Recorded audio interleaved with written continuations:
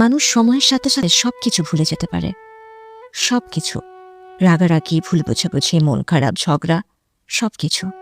কিন্তু মানুষ যেটা ভুলতে পারে না সেটা হলো প্রিয় মানুষের মুখ থেকে নিজের ব্যাপারে শোনা কিছু কিছু কথা।